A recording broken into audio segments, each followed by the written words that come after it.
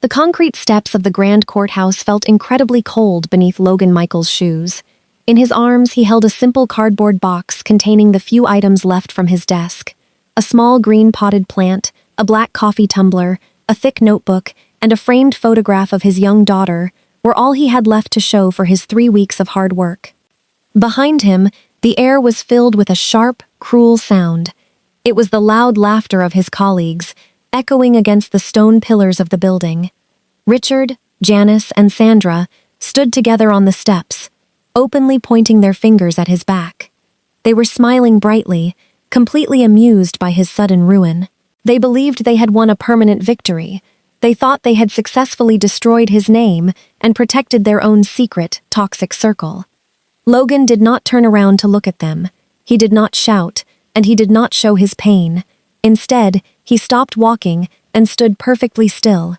His athletic shoulders tightened under his navy blue tailored suit, and his strong jaw clenched with quiet, controlled anger.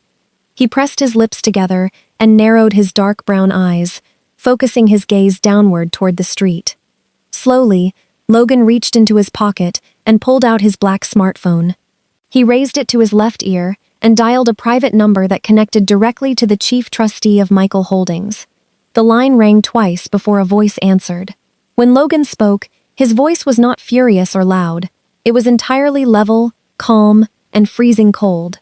He gave a single clinical order that would change everything before the sun went down. Fire every one of them. 3 weeks before he stood on those cold stone steps, Logan Michael had walked into the regional office with nothing but a leather bag and a plan. Nobody in the busy building looked at him twice. To the busy employees rushing past the glass doors, he was just another new hire starting a low-level job as a data clerk. They had no idea that his family owned the entire conglomerate, Michael Holdings. They did not know that his father had spent 40 years building this massive empire. Logan wanted it exactly that way. Before taking over the company from his father, Logan had promised himself that he would learn about the business from the bottom up. He did not want to sit in a fancy top-floor office and look at charts. He wanted to see how the regular employees were treated. He wanted to know if the managers were honest or if they were hurting the company from the inside. Most of all, he wanted to build a safe, strong future for his 5-year-old daughter, Maya. As a single father, everything he did was for her. On that quiet Monday morning, Logan dressed in plain, unbranded clothes and met with a helpful assistant in the Human Resources office. He received a standard employee badge that gave him no special access to the executive floors. He was assigned to a small, cramped cubicle on the operations floor, right under the supervision of a woman named Janice. When Logan sat down at his new desk, it was completely bare and gray.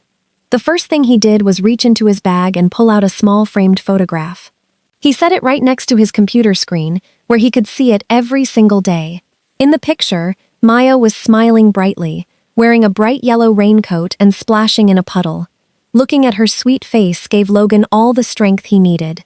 He knew that the next few weeks would be tedious and difficult, but he was ready to absorb whatever came his way. Logan took a deep breath, booted up his slow desktop computer, and looked around the noisy office floor. He could hear people talking in hushed voices, and he noticed how some workers seemed afraid to speak up. A strange, heavy feeling hung in the air.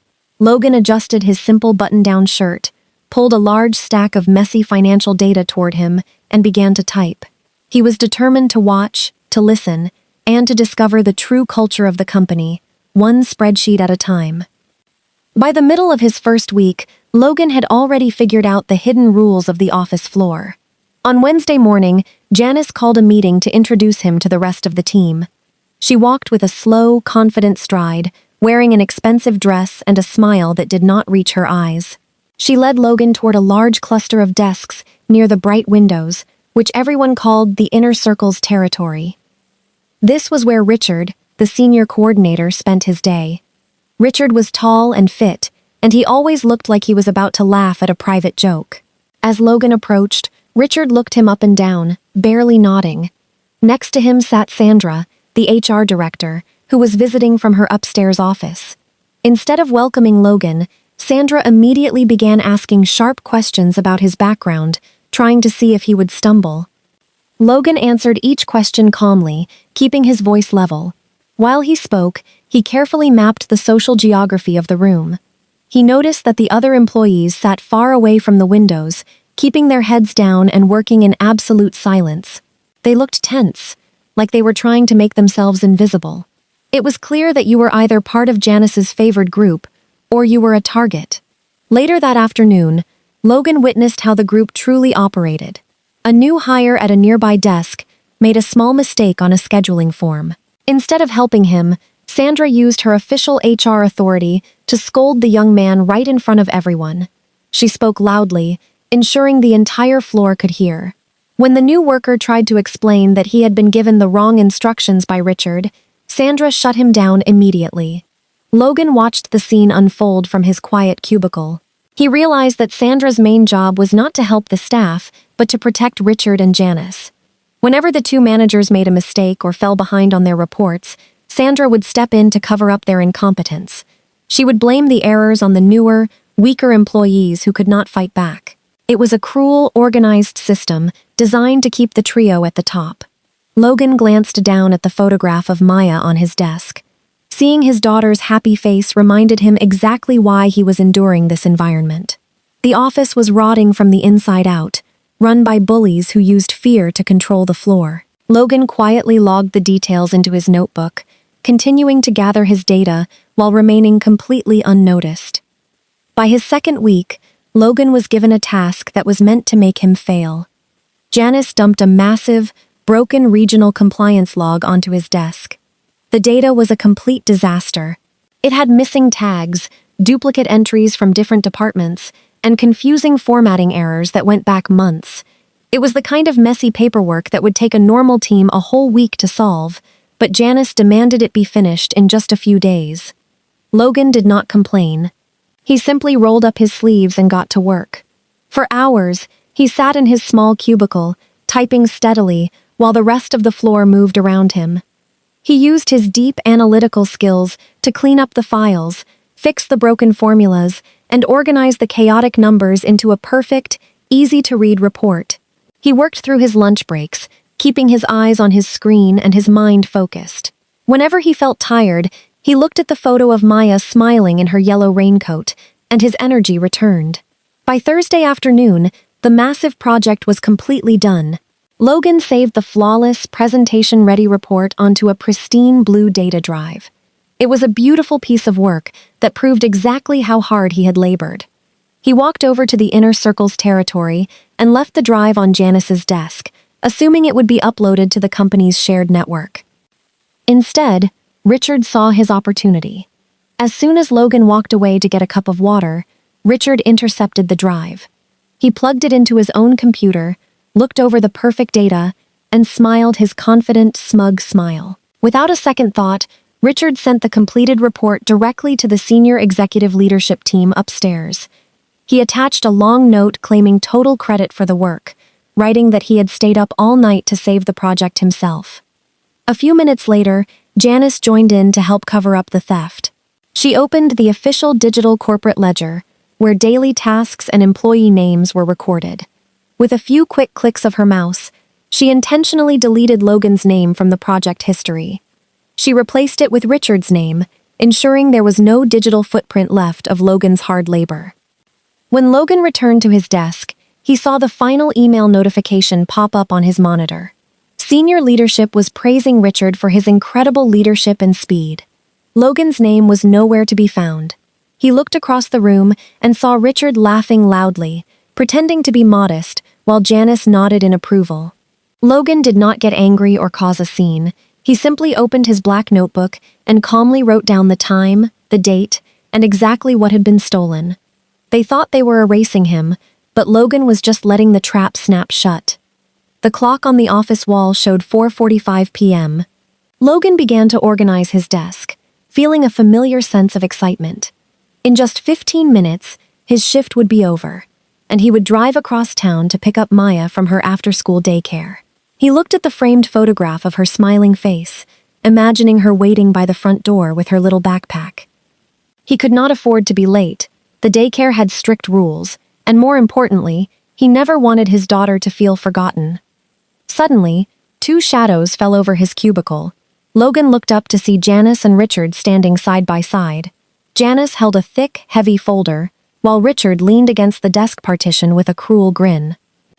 "We need you to fix these critical data errors immediately, Logan," Janice said, dropping the heavy folder right on top of his clean workspace. The clock now read exactly 4:50 p.m. Senior leadership needs the corrected numbers uploaded before tomorrow morning. It cannot wait. Logan opened the folder and scanned the pages. The notes were written in an extremely messy, confusing way.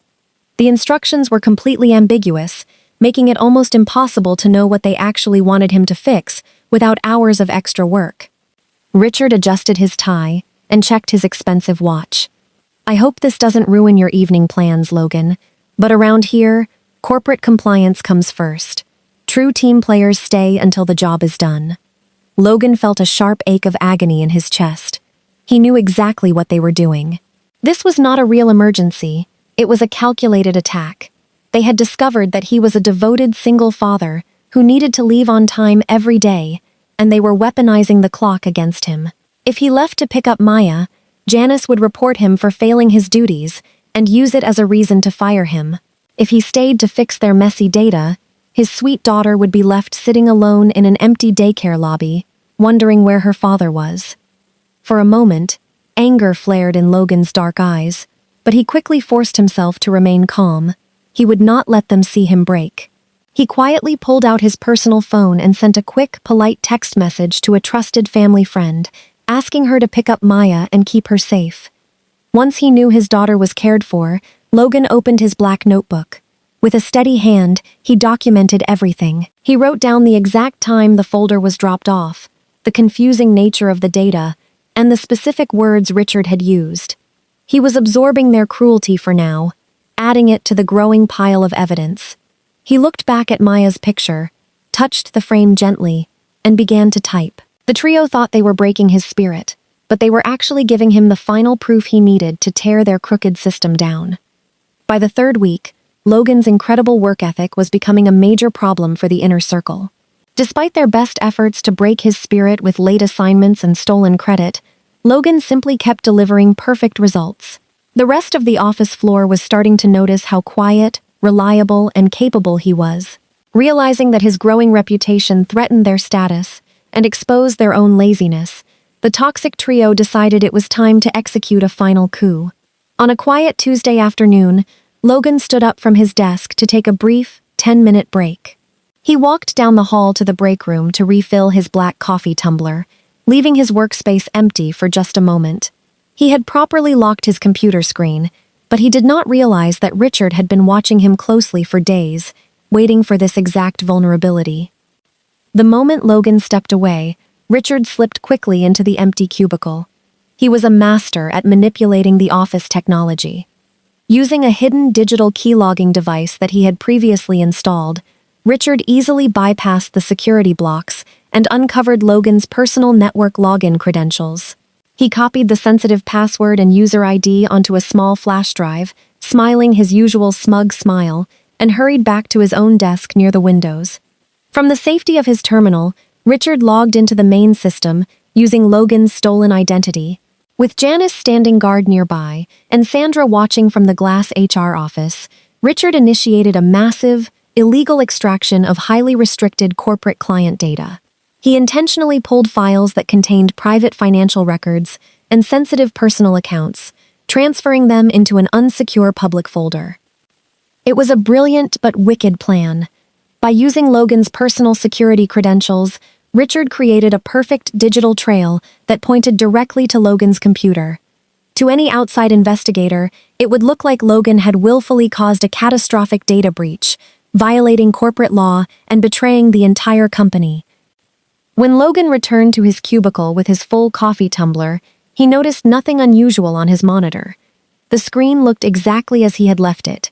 He sat down, touched the edge of Maya's framed photograph for good luck, and went right back to organizing his latest project. He had no idea that the digital trap had just been set. Janice, Richard, and Sandra were already preparing the official paperwork to destroy his career, confident that their dirty work would never be traced back to them. On Thursday morning, the trap finally closed. Logan had barely booted up his computer when Sandra stepped out of the glass HR office. Her face was completely blank, showing the fake politeness she always used before doing something cruel. She told Logan to grab his things and follow her immediately. Instead of going to a regular meeting room inside the branch, she led him completely out of the building and down the street to the Grand Regional Legal Headquarters. Janice and Richard were already waiting there, standing inside a cold, marble-walled conference room. Sandra did not ask Logan to sit down. Instead, she slid a thick folder across the table. Inside was the fabricated digital audit trail that Richard had created. Sandra explained that a massive security breach had occurred, and the digital footprints led directly to Logan's personal login credentials. Logan looked at the paperwork calmly. He knew immediately that he had been framed, but his voice remained steady. He asked to see the specific network device logs, knowing that a deeper look would show the data was actually extracted from Richard's terminal. Janice stepped forward, crossing her arms tightly.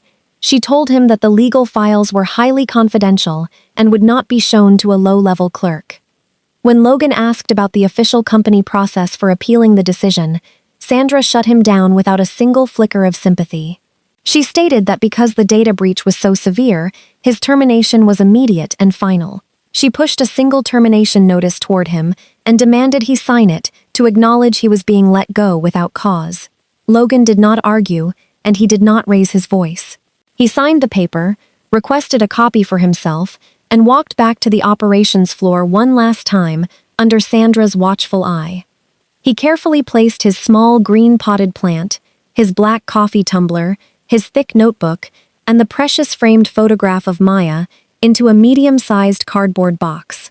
The rest of the office floor watched in absolute silence as he carried the box toward the exit. Sandra, Janice, and Richard followed him all the way out, marching him through the front doors like a criminal. As Logan stepped onto the grand courthouse stairs, the trio could no longer contain their excitement. Believing they had won a permanent victory and erased him completely, they unleashed their loud, mocking laughter. Richard pointed his finger directly at Logan's back.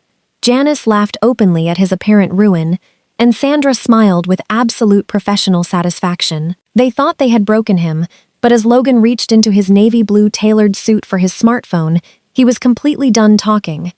The line connected on the very first ring. On the other end of the phone, the chief trustee of Michael Holdings answered with absolute readiness. Logan did not waste any time. Keeping his voice perfectly level, he instructed the trustee to immediately lock down all digital records at the regional branch and call an emergency meeting of the senior board members. He also ordered a total blackout on his true identity until he gave the final signal. The trustee, recognizing the absolute authority in Logan's voice, promised that everything would be prepared instantly. Logan ended the call, walked away from the mocking laughter on the courthouse steps, and drove straight to the private underground parking garage of the main building. He did not feel angry as he parked his car. Instead, he felt a deep sense of clarity. The toxic trio believed they had destroyed a helpless clerk, but they had actually just given Logan the exact evidence he needed to fix his family's company. Exactly 30 minutes after being pushed out the front doors, Logan walked back into the building. This time, he did not go through the busy main lobby where the regular employees worked. He walked past the security desks and went straight to the private executive elevator hidden in the back. He pulled out a special gold access card, his master key, and swiped it against the digital scanner. The elevator doors slid open immediately, welcoming him without question. Logan stepped inside, pressed the button for the top floor, and rode the elevator straight up to the 32nd floor. When the doors opened, the environment was completely different from the crowded, noisy operations floor. Up here, the hallway was lined with quiet, polished wood and large glass windows that looked out over the entire city. Logan walked directly into the grand executive boardroom. The room was already filled with tension. The company's top lawyers stood by the long table, and several major board members were already visible on the large video screens on the wall. The chief trustee was waiting at the head of the table, holding a secure laptop.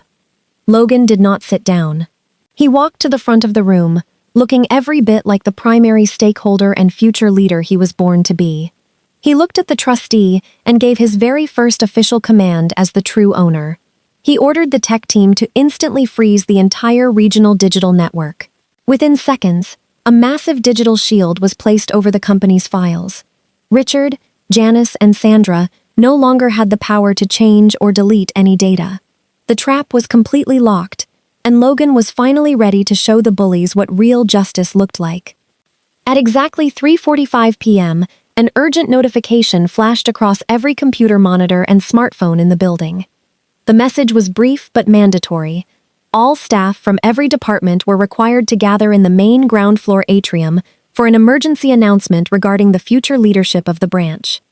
Down on the operations floor, Richard, Janice, and Sandra practically glowed with excitement. They assumed senior leadership had noticed their swift handling of the data breach and that a major promotion was waiting for them. They walked into the wide, glass-ceilinged atrium with wide smiles, confidently standing right near the front of the crowd. By 4 p.m., the massive room was completely packed and silent. The remaining workers stood close together, looking nervous and waiting for the corporate directors to speak. Janice whispered something into Richard's ear, and he laughed softly, adjusting his tie while looking around the room like he already owned it. They truly believed that Logan was gone forever, sitting at home with his cardboard box and a ruined reputation. Suddenly, the heavy doors behind the main stage opened. The crowd shifted, but nobody was prepared for the man who stepped up to the wooden podium. It was Logan Michael. He wore the exact same navy blue business suit he had been fired in that morning, but his posture was completely different. He no longer looked like a quiet data clerk. He stood tall, with broad shoulders and a powerful, commanding presence that made the entire room freeze in shock. Janice's bright smile vanished instantly, her face turning pale. Richard's jaw dropped, and Sandra took a step back into the crowd, her eyes wide with total confusion. Logan adjusted the microphone, his dark brown eyes calmly sweeping across the silent room. He did not deliver a loud or angry speech. Instead, he spoke with absolute, freezing clarity. He introduced himself not as a low-level worker, but as the primary stakeholder and future leader of Michael Holdings. Before the trio could even process his words, Logan looked up at the giant digital projector screen behind him. With a quick tap on his tablet, a massive spreadsheet appeared on the screen. It showed the deep digital network logs that the tech team had locked down just an hour earlier. Logan pointed directly to the exact time of the illegal data extraction. The screen clearly displayed the network IP address and the specific hardware serial number used to commit the crime. It did not trace back to Logan's cubicle at all. The data proved, beyond any doubt, that the breach had been executed directly from the desktop computer registered to Richard. A heavy, suffocating silence fell over the atrium. The entire company turned their heads to look at the inner circle. The digital footprints were unassailable, and the wicked trap they had built for Logan had just snapped shut on themselves. The evidence on the large screen left no room for excuses or lies. Logan did not look at the toxic trio with anger. Instead, his face showed a calm, serious look of finality. He signaled to the back of the atrium, and 6 uniformed corporate security officers stepped forward. They walked directly through the quiet crowd and stood behind Richard, Janice, and Sandra. Logan explained into the microphone that the 3 managers were not just fired, but they were also facing immediate legal action for fraud and corporate sabotage. With their heads down and their faces burning with shame, the trio was escorted out of the building to face litigation. The remaining staff watched them go, letting out a collective sigh of relief. Once the room was quiet again, Logan spoke directly to the rest of the employees. He promised them that the days of fear, stolen credit, and unfair treatment were completely over. He announced that an independent team would review every single performance record from the past 4 years to fix the damage the old managers had caused. Over the next few days, Logan kept his word and began the real work of restoring the company. He called several employees into his office who had been treated poorly by the inner circle. One of them was a hardworking data analyst who had been passed over for promotions because she refused to join Janice's clique. Logan personally apologized to her on behalf of the company and offered her the leadership role she had earned long ago. He did the same for other suppressed workers, putting them into positions where their talents could finally shine. He made sure everyone knew that honesty and hard work were the only things that mattered now. By Friday afternoon, Logan finally moved his belongings up to the grand executive suite on the 32nd floor. The massive new room had beautiful wood panels and large glass windows that looked out over the entire city skyline. It was a workspace built for a leader, but Logan knew he would never forget the lessons he learned down on the 14th floor. He opened his medium-sized cardboard box and began to unpack. He placed the small green potted plant on the windowsill to catch the sunlight. He plugged in his black coffee tumbler and set his thick notebook inside the desk drawer. Finally, Logan picked up the framed photograph of Maya smiling in her yellow raincoat. He placed it right at the very center of his wide, polished desk. Whenever he looked at her sweet face, he would remember his true mission. He was not just running a business. He was building a safe, honest place on solid rock for the next generation. The hard work was just beginning, but it was finally starting with truth.